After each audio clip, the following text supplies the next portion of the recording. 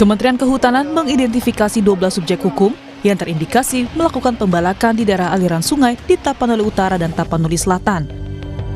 4 diantaranya telah disegel, usai menemukan dugaan kerusakan lingkungan akibat aktivitas pembukaan lahan ilegal. Kemenhub pun segera mengambil langkah hukum. Kegiatan ilegal di wilayah hulu ini diyakini terkait dengan eskalasi banjir bandang di area hilir. Penyegelan dilakukan di 2 titik, di konsensus usaha koperasi PT TPL dan di lokasi pemegang hak atas tanah atas nama CAM, AR, dan DP. Melalui rilis tertulis, Dirjen Penegakan Hukum Kehutanan Dwi Januanto Nugroho menyatakan melihat pola yang jelas di mana ada kerusakan hutan di hulu akibat aktivitas ilegal dan berpotensi bencana di hilir meningkat drastis. Aktivitas di PHAT yang seharusnya legal juga terindikasi disalahgunakan, menjadi kedok untuk pembalakan liar yang merambah ke kawasan hutan negara di sekitarnya. Ini adalah kejahatan luar biasa yang mengorbankan keselamatan rakyat. Sementara Kementerian Lingkungan Hidup memanggil 8 perusahaan yang berada di daerah aliran Sungai Batang Toru, Tapanuli Selatan, Sumatera Utara.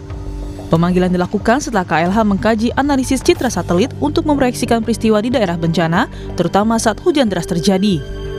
Menteri Lingkungan Hidup Hanif Haisal Nurofik bilang pemanggilan dilakukan untuk mempertanyakan asal-usul kayu gelondongan yang terbawa banjir di Sumatera Utara. Dan kita juga sudah menutup kegiatan ya, seperti PLTA sudah kita segel di pintu masuknya, kemudian ada suatu tambang emas, saya nggak sebut namanya, juga sudah segel, kemudian perkebunan sawit, kebetulan salah satu BUMN juga kita segel, kemudian hari ini tim sedang menyangkut kegiatan HTI, kemudian bapaknya sedang diverifikasi tim lapangan, tim masih di lapangan. Ya. Ketua Tim Kampanye Hutan Greenpeace, Ari Rompas, menyebut tindakan yang dilakukan pemerintah harusnya tidak hanya menyegel secara administrasi. Perusakan hutan akan terus terjadi tanpa tindakan tegas yang tidak melibatkan masyarakat sekitar. Menyegel habis itu nanti kemudian lakukan investigasi, bahkan investigasi yang tidak melibatkan masyarakat, habis itu kemudian dicabut. Nanti akan ada pengumuman, oke, mereka sudah secara administratif sudah memenuhi syarat-syarat administratif. Kemudian itu akan menjadi alasan. Ini yang sebenarnya terjadi di Raja Ampat salah satunya ya. Oke, artinya dan Anda menyebut ini pola yang berulang sehingga terjadi kerusakan pada hutan. Ya, kalau saya mau bilang sebenarnya ini adalah pola tipu-tipu ala politisi dalam menyelesaikan masalah-masalah lingkungan gitu ya. Karena viral gitu dan orang kemudian menyorot itu, oke, mereka datang tiba-tiba gitu ya. Tapi kemudian penyelesaiannya sama sekali tidak berkeadilan. Okay. Itu yang sering terjadi. Sehingga memang ini harus menjadi pembelajaran yang penting karena masalah ini akan terus berlanjut kalau kita tidak berbuat sesuatu yang memang lebih progresif untuk melindungi hutan kita, untuk melindungi nyawa manusia gitu yang terancam. Publik pun berharap tindak nyata pemerintah dalam mengusut kerusakan lingkungan yang memicu banjir di Sumatera serius dilakukan, tidak hanya sekedar penyegelan semata. Tim Liputan, Kompas TV. 2 pekan banjir Sumatera, pemerintah didesak segera mengusut tuntas dugaan kerusakan lingkungan yang menjadi pemicu banjir Sumatera. Kemenhub bilang ada 12 subjek hukum yang terindikasi melakukan pembalakan hutan. Lalu apakah langkah pemerintah ini bisa segera atasi cepat kerusakan lingkungan di Sumatera? Apa sebenarnya yang bisa dilakukan agar fungsi hutan perlahan kembali pulih? Kita akan bahas bersama manajer kampanye hutan dan kebun Walhi Nasional, Uli Artasiagian. Selamat pagi Mbak Uli. Selamat pagi Mas. Terima kasih Mbak Uli sudah bergabung di Dialog Sapa Indonesia Pagi, dan juga kami sudah mencoba menghubungi Kementerian Lingkungan Hidup dan Komisi 4 DPR RI, namun hingga pagi ini belum merespons. Mbak Uli, saya langsung kita to the point aja. Apakah betul ini seperti kata pernyataan Walhi, ini bencana ekologis karena kerusakan hutan sebenarnya ketimbang bencana alam? Ya, ini benar ya, sebagai satu bentuk bencana ekologis karena memang ada faktor besar dari kerusakan hutan dan juga ada faktor besar dari krisis iklim gitu, dan kita tahu juga krisis iklim ini dipengaruhi oleh krisis ekologis ya. Dan ketika krisis iklim dia bersatu dengan krisis bentang hutan gitu ya di wilayah daratan, maka dia mengakibatkan satu bencana yang daya rusaknya sangat besar sekali. Nah, poin pentingnya adalah dalam konteks kerusakan hutan dan juga krisis iklim, ada intervensi besar kapital di sana.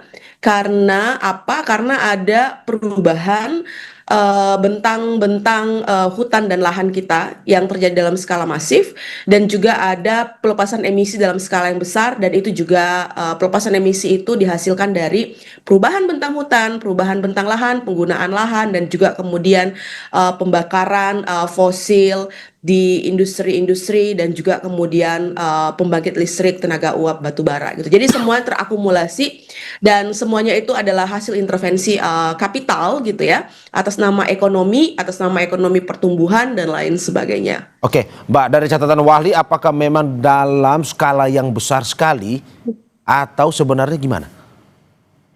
Iya, itu terjadi dalam skala yang besar sekali, Bang. Ya, kalau kita merujuk misalnya, apakah memang benar-benar terjadi pembukaan hutan dalam skala yang besar di 3 provinsi itu? Tentunya gambar-gambar yang kita saksikan dari video-video tumpukan-tumpukan kayu yang terbawa arus air sampai ke hilir itu nggak bisa dibantah ya, bahwa ada satu kegiatan pembukaan hutan dalam skala yang besar di wilayah hulu, baik dia hutan maupun wilayah daerah aliran sungai di 3 provinsi itu. Itu yang pertama. Dan yang kedua, situasi siklon Senyar yang juga menjadi pemicu ya, salah satunya itu kan juga tidak bisa dilepaskan dari percakapan soal dampak dari krisis iklim, karena kita tahu juga bahwa siklon ini dia sesungguhnya tidak bisa berkembang dan tidak bisa memberikan dampak yang sangat besar sekali di negara-negara yang dilalui oleh garis khatulistiwa gitu. Nah, tetapi karena suhu laut yang terus-menerus memanas akibat krisis iklim, maka kemudian bibit Senyar itu berkembang dan kemudian dia memutar masuk ke daratan, dan terakumulasi ketika sampai di daratan ada situasi hutan yang terus-menerus terdeforestasi dan terdegradasi. Oke, Mbak, data Wahli sampai saat ini seperti apa? Berapa jumlah perusahaan? Karena di DPR kemarin Kemenhub bilang ada 12, Kemen-LH bilang ada 8. Sebenarnya ada berapa atau lebih banyak dari itu sebenarnya? Iya, tergantung sebenarnya mereka itu membaca datanya menggunakan basis apa ya, Bang ya. Dan ini membuktikan bahwa juga di negara kita ini problem data dan informasi itu juga masih jadi problem yang besar gitu. Nah, kalau di datanya Walhi, kami memakai pendekatan aktivitas di wilayah daerah aliran sungai ya, di Sumatera Utara, di Sumatera Barat, dan di Aceh. Di Sumatera Utara saja kalau kita pakai pendekatan aktivitas ekstraktif di wilayah daerah aliran sungai atau di hulu daerah aliran sungai, yang dimana itu adalah ekosistem Batang Toru, kami menemukan ada 7 perusahaan yang beroperasi di sana. Di Batang Toru saja 7 perusahaan, Mbak ya? Lalu kemudian juga di Batang Toru saja ada 7 perusahaan gitu. Kemudian di Aceh juga. Aceh ini lebih banyak sebenarnya pertambangan tanpa izin juga, Bang, di wilayah Das yang menjadi lokus terjadinya banjir gitu ya. Dan kemudian juga di Sumatera Barat ada aktivitas logging yang juga terjadi cukup besar di wilayah daerah aliran sungai yang menguap gitu. Nah, kalau kemudian kita lihat ya pernyataan beberapa hari ini, Kementerian Kehutanan misalnya sudah menyegel 7 subjek hukum. Subjek hukum ini sebenarnya bukan hanya perusahaan, Bang, gitu. Jadi kalau misalnya dia memakai frasa atau kementerian memakai frasa subjek hukum, itu bukan hanya perusahaan, tetapi pihak-pihak lain, individual pemegang PHAT gitu ya, penguasaan hak atas tanah gitu. Nah, PHAT ini sebenarnya bisa dimiliki oleh individual karena PHAT itu adalah satu proses penyelesaian kepemilikan hak atas tanah yang sebelumnya tumpang tindih dengan kawasan hutan. Gitu. Berarti ada perusahaan, ada individual juga ya? Perbedaan datanya gitu. Berarti ada perusahaan, ada individual juga yang akhirnya menyebabkan kerusakan hutan di wilayah Sumatera ini. Ya. Ya, Ya, ya. ada Oke. individual, tetapi saya yakin ini juga pemilik modal yang sangat besar karena kalau kita lihat ya data dan juga membaca berita yang beredar gitu ya terkait dengan Oke. entitas subjek hukum pemegang PHAT ini kan mereka punya lahan yang luasnya itu cukup besar ya, mulai dari Ya, ya. 10 Oke. hektar sampai kemudian 20 hektaran gitu. Oke, Mbak Uli, kalau dari catatan Walhi sebenarnya memang apakah ini baru berlangsung beberapa tahun atau sebenarnya sudah lama terjadi? Kalau kita melihat izinnya itu sudah lama ya Bang ya, penerbitan izinnya. Tetapi kalau kita melihat aktivitasnya itu dia berangsur-angsur. Jadi ada memang kegiatan yang kemudian itu baru berlangsung atau kemudian dia sudah berlangsung beberapa tahun gitu. Nah, misalkan saja saya mau memberi contoh ya, PT Agincourt ya, ketika kami melihat apa namanya dampak dari pembukaan lahan yang mereka lakukan gitu ya. Kami menghitung ada kehilangan tutupan hutan seluas 300 hektar dan kemudian juga mereka membuka lahan seluas 583 hektar untuk fasilitas tiling gitu ya, Oke. termasuk penebangan Ya. 185.884 pohon gitu ya. Terus kemudian juga ada PT NSHE yang sampai saat ini juga belum saya tidak tahu apakah sudah dilakukan pemeriksaan tapi setidaknya dia belum masuk ke dalam list yang kemudian disegel sementara gitu ya. Ada 350 hektar natural forest atau hutan alam yang hilang gitu. Jadi kalau melihat jumlah ini ya bisa jadi kemudian dia maksudnya terjadi bukan juga dalam jangka waktu dekat ini, tetapi misalnya mungkin bisa sudah dari tahun sebelumnya atau 2 tahun sebelumnya gitu. Jadi aktivitasnya sangat Mbak beragam. Uli, Anda mau bilang bahwa apa yang mereka usahakan di hutan-hutan yang sebenarnya dilindungi dan tidak boleh ditebang, begitu seperti itu? Iya, benar. Berarti ini Jadi ilegal dong? tapi itu secara legal, Bang. Jadi negara Secara legal dalam arti diberikan Diberikan izin. izinnya oleh Iya, diberikan negara. izinnya. Iya, oleh negara melalui kementerian-kementerian terkait ya. Misalnya dia pemegang izin tambang, artinya ada kewenangan pemberian izin dari ESDM kepada perusahaan tersebut agar dia bisa melakukan aktivitas tambang. Dan kalau misalnya wilayah itu sebelumnya adalah hutan gitu ya, dan sekarang misal berubah menjadi statusnya bukan kawasan hutan negara gitu ya, maka ada proses pelepasan kawasan hutan di sana, ada proses perubahan kawasan hutan di sana gitu. Jadi ini sebenarnya Oke. lintas kementerian yang nggak bisa hanya dikerjakan oleh satu menteri sendiri, tetapi kemudian ini perlu ya kerja-kerja lintas kementerian lainnya yang punya kewenangan di beberapa izin yang ada di Oke, sana. dari investigasi Anda kalau memang ini adalah hutan yang dilindungi sebenarnya dan atau diberikan izin kepada orang tersebut, apakah mungkin sebenarnya orang ini punya koneksi ataupun sebenarnya orang yang memiliki ya kenalan atau bahkan bila perlu kita bisa bilang kemarin ya pejabat lah mungkin yang memiliki perusahaan tersebut? Iya, tidak salah kalau kita berasumsi begitu ya, karena kita melihat tidak ada proses penegakan hukum yang kuat ketika kemudian terjadi beberapa pembukaan hutan gitu ya. Lalu kemudian juga kami juga pernah melaporkan atau mengadvokasi ya beberapa perusahaan yang ada di sana gitu ya.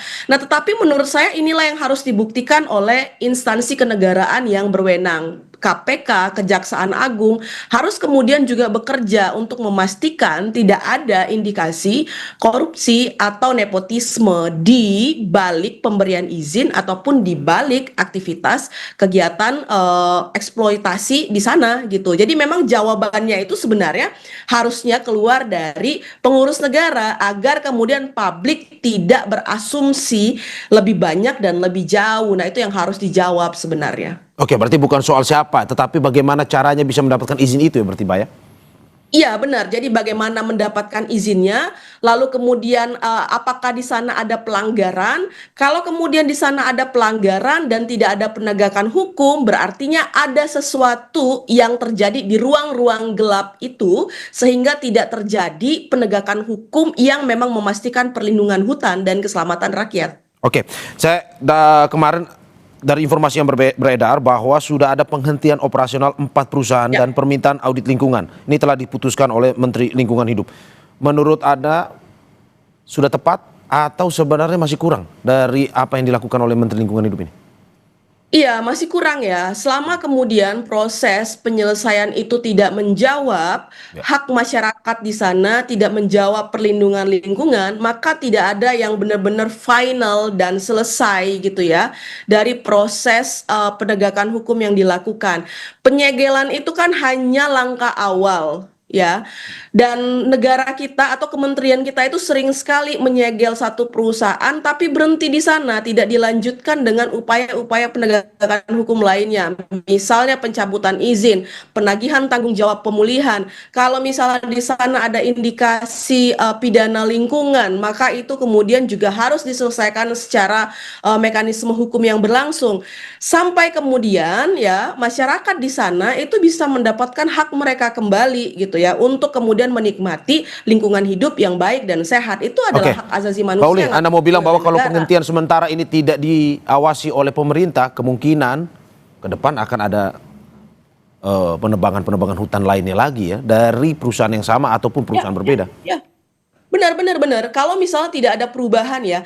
Jadi Bang sebenarnya kita itu kan sudah punya banyak sekali peta-peta. Satu peta rawan bencana, wilayah-wilayah mana saja yang itu rentan karena dia punya potensi bencana yang besar gitu ya. Dan harusnya wilayah-wilayah seperti itu tidak diubah, tidak dialihfungsikan. Begitu juga dengan hutan. Kita tahu ekosistem Batang Toru, Leuser dan berbagai ekosistem lainnya yang berada di bentang Bukit Barisan itu adalah ekosistem yang penting dan genting karena secara tipologi dia memang terjal dan lain sebagainya. Itu nggak boleh dieksploitasi, tetapi justru kemudian landscape itu yang sekarang menjadi sasaran ekspansi izin gitu. Nah kalau nggak ada perubahan, nggak ada proses evaluasi mendasar untuk memastikan Bukit Barisan dan ekosistem di dalamnya itu bisa terlindungi dari eksploitasi atas sumber daya alam, maka nggak akan ada perubahan yang benar-benar menjawab keselamatan, keadilan, dan hak masyarakat yang ada di sana gitu. Oke, saya coba mengambil data juga dari lembaga lainnya, dari Jatam ini bilang konsesi lahan ini bukan hanya soal penebangan hutan, tapi juga pertambangan dan lain-lain. Dan sampai saat ini katanya ada 551 perusahaan yang telah mendapatkan konsesi untuk melakukan tambang. Wali mendengar juga seperti itu atau bagaimana? Iya, jadi itu yang saya bilang tadi Bang, aktivitas di sana itu beragam. Penebangan pohon itu misalnya hanya salah satu izin saja ya PBPH sekarang dan itu kewenangan di Kementerian Kehutanan. Tetapi kemudian ada izin-izin lain bukan hanya tambang tetapi ada hak guna usaha untuk perkebunan monokultur sawit gitu ya. Maka sebenarnya tanggung jawab kepada ATR BPN itu juga harus ditagihkan gitu ya. Nah, land clearing atau penebangan pohon itu hanya salah satu aktivitas di awal misalnya untuk melakukan aktivitas pertambangan untuk membuka lahan menjadi perkebunan gitu. Jadi ada memang izin yang memang untuk melakukan logging atau menanam HTI misalnya hutan tanaman industri gitu ya atau jenis kayu-kayu monokultur lainnya. Tetapi kemudian ada juga aktivitas logging itu yang menjadi tahap awal atau land clearing untuk membuka tambang, untuk membuka perkebunan monokultur sawit. Nah, itu yang kemudian harus benar-benar dicek, dilakukan evaluasi terhadap beberapa izin yang mereka pegang gitu ya. Tadi kayak saya bilang tambang itu yang beroperasi di sana, mungkin dia punya izin pinjam pakai atau kemudian izin pelepasan kawasan hutan. Kewenangannya ada di Kementerian Kehutanan. Tetapi izin usaha pertambangan itu kewenangannya ada di ESDM gitu. Nah, kedua kementerian ini harusnya melakukan evaluasi sesuai dengan kewenangannya masing-masing untuk izinnya masing-masing gitu. Dan itu yang belum kita lihat sampai sekarang. Oke, berarti memang harus ada sinergi sebenarnya antara dua kementerian ataupun kementerian terkait. Ini berkaitan soal apa yang sebenarnya terjadi di Sumatera itu ya, bukan hanya soal penebangan hutan, tapi juga ada konsesi-konsesi lain yang diperuntukkan untuk bisa merusak lingkungan itu ya. Benar. Jadi harus ada yang memoderasi ya. Kewenangan beberapa kementerian ini gitu dan kewenangan memoderasi itu ada di Menko ya sebagai koordinator dan juga ada di presiden gitu. Nah kalau kemudian beberapa kementerian ini tidak berjalan sebagaimana dengan fungsi dan kewenangannya gitu ya, maka terjadi pembiaran di sana oleh struktur yang ada di atasnya gitu Bang. Oke Mbak, saya coba menjelaskan atau mengambil apa yang tadi Anda sampaikan terkait dengan penanaman pohon. Kalau kita bilang secara umumnya restorasi lah. Siapa yang harus bertanggung jawab terhadap restorasi? Apakah pemerintah yang memberikan izin atau mereka yang mendapatkan izin konsesi ini? Karena ya seperti Anda bilang tadi bahwa ini berada di daerah hutan lindung, tapi pada akhirnya tiba-tiba kok diberikan izin. Nah, siapa yang sebenarnya bertanggung jawab? Ada dua yang harus bertanggung jawab. Satu itu ya pengurus negara ya sebagai otoritas yang diberikan mandat atau kewenangan untuk melindungi wilayah tersebut dan mengelola wilayah tersebut. Yang kedua adalah korporasi yang diberikan hak pengelolaan ya terhadap satu kawasan gitu ya. Jadi dua institusi ini atau dua entitas ini punya tanggung jawab untuk memulihkan kembali kawasan tersebut gitu. Tetapi yang penting juga saya highlight begini Bang, jangan selalu kerja-kerja untuk reboisasi atau pemulihan hutan itu hanya dilekatkan tanggung jawabnya kepada negara gitu ya. Dengan tidak menagihkan tanggung jawab dari korporasi. Padahal sangat jelas di undang-undang sektoral yang mengatur baik itu undang-undang mengenai hutan, lingkungan hidup dan lain sebagainya, ada tanggung jawab yang melekat dari pemegang izin untuk melakukan pemulihan terhadap wilayah yang mereka kelola melalui izin yang diberikan gitu. Nah, kalau misalnya itu benar jelas-jelas melekat tanggung jawabnya, maka di sanalah tugas pengurus negara untuk menagih pertanggungjawaban itu gitu. Kalau misalnya kerja-kerja pemulihan kawasan hutan, reboisasi dan lain sebagainya harus terus-menerus dilakukan melalui anggaran negara gitu ya, maka ada juga kemudian anggaran-anggaran yang itu berasal dari rakyat gitu ya, yang kemudian juga dipakai untuk memulihkan itu. Ya kita juga nggak apa-apa gitu ya, kalau uang kita dipakai untuk pemulihan gitu ya. Tetapi kalau uang itu dipakai untuk memulihkan satu wilayah yang dirusak oleh korporasi, ya tentunya kita nggak mau. Makanya kita mendorong harus ada proses penagihan tanggung jawab itu. Karena itu jelas disebutkan dalam undang-undang. Dan Anda melihat peran korporasi dalam memulihkan atau restorasi hutan ini masih sangat minim ya? Masih sangat minim, Bang. Ya, oke. Masih sangat minim. Tambang misalnya ya, di wilayah mana yang kemudian ada tambang yang benar-benar melakukan reklamasi dan pasca tambang sesuai dengan yang dimandatkan melalui undang-undang gitu ya. Mereka mengembalikan fungsi kawasan hutan itu seperti semula gitu ya. Kalau misalnya itu adalah kawasan hutan gitu ya, berhutan dengan tutupan jenis pohon yang beragam, lalu kemudian di sana ada biodiversitasnya, apakah itu dikembalikan benar-benar seperti itu gitu ya? Atau kemudian justru wilayah-wilayah itu ditanami menjadi kebun-kebun monokultur seperti kayu, kemudian sawit gitu, yang sebenarnya ekosistemnya tidak kembali seperti semula. Justru kemudian dia memperparah konteks atau kualitas wilayah tersebut gitu. Oke, Mbak Uli terakhir, dan juga ini menjadi pertanyaan banyak orang terkait dengan konsesi lahan. Perlu diberikan konsesi lahan ke depan atau izin untuk menambang atau tidak sebenarnya? Bukan hanya di Sumatera, tetapi daerah-daerah mungkin yang prioritas bencana. Kenapa? Karena ada pro kontra misalkan. Di satu sisi ada yang pro terhadap, ya haruslah kita bisa memanfaatkan hasil alam. Tapi di satu sisi ada yang kontra juga, bahwa tidak mungkin ada lingkungan yang kembali sembuh kalau sudah diberikan izin konsesi. Nah, kalau menurut Anda, perlu ada penebangan hutan ke depan atau sebenarnya tidak? Kami mendorong sebenarnya moratorium permanen, Bang. Karena apa? Begini, jumlah izin di negara kita itu puluhan ribu.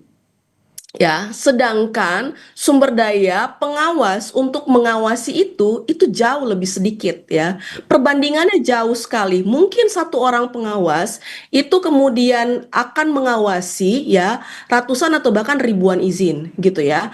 Nah, pertanyaannya adalah sejauh mana kemampuan pengawasan kita gitu ya untuk mengawasi jumlah izin yang sudah sangat banyak itu gitu ya. Nah, itu pertanyaan pertama. Sementara kita juga tidak melengkapi atau menjembatani kekurangan sumber daya kita untuk mengawasi atau memantau itu dengan kemampuan teknologi gitu ya.